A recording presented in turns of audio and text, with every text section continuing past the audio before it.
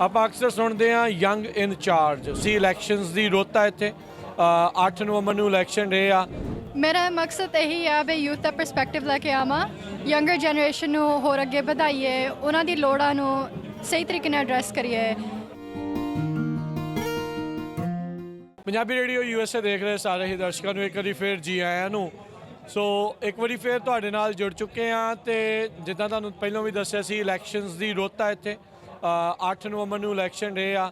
ਸੋ university ਦੇ ਗੁਰਦੁਆਰਾ ਸਾਹਿਬ ਟੈਰੋਬੀਨੋ university ਤੋਂ ਆਪਾਂ ਗੱਲਬਾਤ ਕਰ ਰਹੇ ਹਾਂ ਅਤੇ ਇੱਥੇ ਦੇ ਲੋਕਲ ਇਲੈਕਸ਼ਨਸ ਦੇ ਵਿੱਚ ਕਈ ਜਿਹੜੇ ਆ ਉਹ ਕੈਂਡੀਡੇਟਸ ਖੜੇ ਨੇ, ਕਈ ਪੰਜਾਬੀ ਕੈਂਡੀਡੇਟਸ ਜਿਹੜੇ ਇੱਥੇ ਖੜੇ ਨੇ। ਸੋ ਆਓ ਉਹਨਾਂ ਦੇ ਵਿੱਚੋਂ ਹੀ ਜਿਹੜੇ 2 ਕੈਂਡੀਡੇਟਸ ਆ ਵੱਖ-ਵੱਖ ਅਹੁਦਿਆਂ ਦੇ ਲਈ, ਉਹਨਾਂ ਦੇ ਨਾਲ ਆਪਾਂ ਗੱਲਬਾਤ ਕਰਦੇ ਹਾਂ। ਆਪਾਂ ਅਕਸਰ ਸੁਣਦੇ ਹਾਂ ਯੰਗ ਇਨ ਚਾਰਜ, ਸੋ ਤੁਸੀਂ ਇਹਨਾਂ ਨੂੰ ਦੇਖ ਸਕਦੇ ਹਾਂ, ਦੋਨੋਂ ਹੀ ਬਹੁਤ ਯੰਗ ਨੇ, ਨੌਜਵਾਨ ਨੇ। ਆਪਣੇ ਨਾਲ ਹਰਜੋਤ ਕੌਰ ਅਤੇ ਹਰਜੀਤ ਸਿੰਘ, ਇਹ ਦੋਨੋਂ ਜਣੇ ਜੁੜੇ ਨੇ ਅਤੇ ਇਹ ਦੋਨੋਂ ਭੈਣ ਭਰਾ ਨੇ ਅਤੇ ਵੱਖ-ਵੱਖ ਪੋਜੀਸ਼ਨਸ ਦੇ ਲਈ ਰਨ ਕਰ ਰਹੇ ਆ। ਸਭ ਤੋਂ ਪਹਿਲਾਂ ਗੱਲਬਾਤ ਕਰਦੇ ਹਾਂ ਆਪਾਂ ਹਰਜੋਤ ਕੌਰ ਦੇ ਨਾਲ। ਸਤਿ ਸ਼੍ਰੀ ਅਕਾਲ ਜੀ, ਸਵਾਗਤ। ਹਾਂਜੀ, ਸਤਿ ਸ਼੍ਰੀ ਅਕਾਲ ਜੀ ਸਾਰਿਆਂ ਨੂੰ ਜੀ। ਸੋ ਹਰਜੋਤ, ਸਭ ਤੋਂ ਪਹਿਲਾਂ ਦੱਸੋ ਤੁਸੀਂ ਕਿਹੜੇ ਜਿਹੜੇ ਪੋਜੀਸ਼ਨ ਦੇ ਲਈ ਰਨ ਕਰਦੇ ਹੋ? ਮੇਰੀ ਪੋਜੀਸ਼ਨ ਹੈਗੀ ਯੂਨੀਵਰਸਿਟੀ ਯੂਨੀਫਾਈਡ ਸਕੂਲ ਬੋਰਡ ਦੀ ਪੋਜੀਸ਼ਨ, ਤਾਂ ਇਹ ਸਿਰਫ ਡਿਸਟ੍ਰਿਕਟ ਦੀ ਪੋਜੀਸ਼ਨ ਹੈ, ਸੋ ਡਿਸਟ੍ਰਿਕਟ 4 ਵਾਸਤੇ।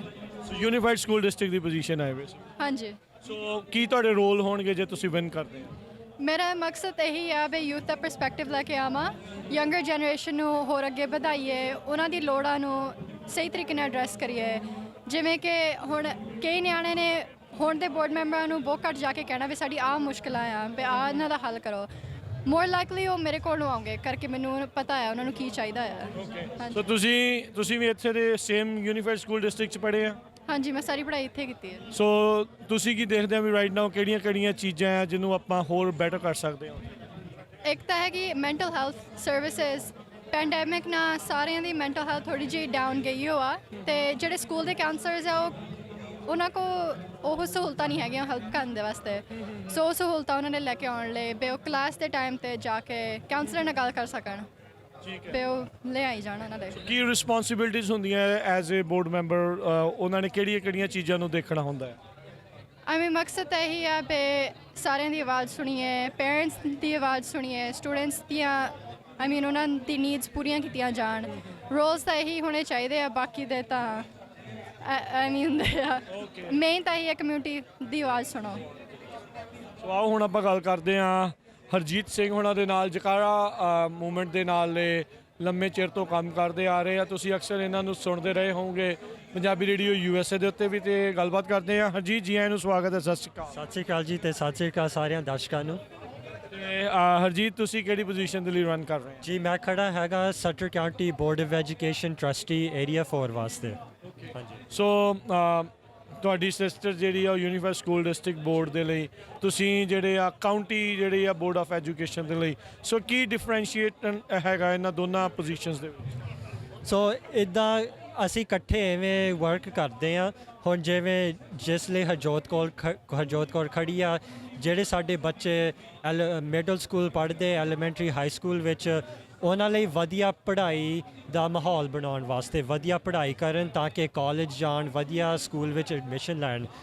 ਜਿਹੜੀ ਕਾਉਂਟੀ ਦੀ ਪੋਜੀਸ਼ਨ ਆਉਂਦੀ ਆ ਉਹਨਾਂ ਬੱਚਿਆਂ ਲਈ ਆ ਜਿਹੜੇ ਕਹਿੰਦੇ ਵੇ ਮੈਂ ਕਾਲਜ ਨਹੀਂ ਪੜ੍ਹਨਾ ਚਾਹੁੰਦਾ ਜਾਂ ਮੈਂ ਹੋਰ ਕੋਈ ਕੰਮਕਾਰ ਕਰਨਾ ਆ, ਉਹਨਾਂ ਵਾਸਤੇ ਹੋਰ ਪ੍ਰੋਗਰਾਮਸ ਲਿਆਉਣੇ ਵੇ। ਤੁਸੀਂ 1-2 ਸਾਲਾਂ ਵਿੱਚ ਮੈਡੀਕਲ ਅਸਿਸਟੈਂਟ ਦੀ ਪੜ੍ਹਾਈ ਕਰ ਸਕਦੇ ਆ, ਜਾਂ ਤੁਸੀਂ ਮਕੈਨਿਕ ਬਣ ਸਕਦੇ ਆ, ਜਾਂ ਹੋਰ ਇੱਦਾਂ ਦੇ ਟੈਕਨੀਕਲ ਜੌਬਸ ਜਿਹਨਾਂ ਨਾਲ ਤੁਸੀਂ 1 ਸਾਲ ਵਿੱਚ ਟ੍ਰੇਨਿੰਗ ਕਰਕੇ ਤੁਸੀਂ ਉਹ ਜੌਬ ਸ਼ੁਰੂ ਉਦੋਂ ਹੀ ਕਰ ਸਕਦੇ ਆ।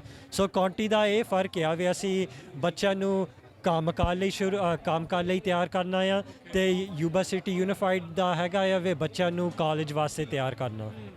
ਸੋ ਨੇ ਚਲੋ ਡਿਫਰੈਂਟ ਪੋਜੀਸ਼ਨਸ ਆ, ਸੋ ਕੀ ਚੈਲੰਜਸ ਨੇ ਇਸ ਟਾਈਮ ਤੁਹਾਡੇ ਏਰੀਆ ਦੀ?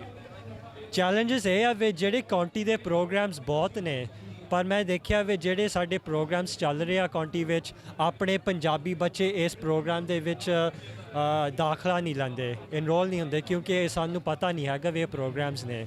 ਸੋ ਖਾਸ ਕਰਕੇ ਇੱਦਾਂ ਹੀ ਹੁੰਦਾ ਵੀ ਜਿਹੜੇ ਬੱਚੇ ਜਿਨ੍ਹਾਂ ਨੂੰ ਕਾਲਜ ਦੇ ਵਿੱਚ ਨਹੀਂ ਇੰਟਰਸਟ ਹੈਗਾ, ਉਹ ਟਰੱਕ 'ਚ ਚੱਲ ਜਾਂਦੇ ਆ ਜਾਂ ਹੋਰ ਯੂਬਾ ਕਾਲਜ ਜਾ ਕੇ ਜਾਂ ਸਟੋਰ ਵਿੱਚ ਕੰਮ ਕਰਨ ਲੱਗ ਪੈਂਦੇ ਆ, ਪਰ ਉਹਨਾਂ ਨੂੰ ਪਤਾ ਨਹੀਂ ਵੀ ਹੋਰ ਕਿਹੜੇ ਸਾਡੇ ਕੋਲ ਆਪਸ਼ਨਸ ਨੇ।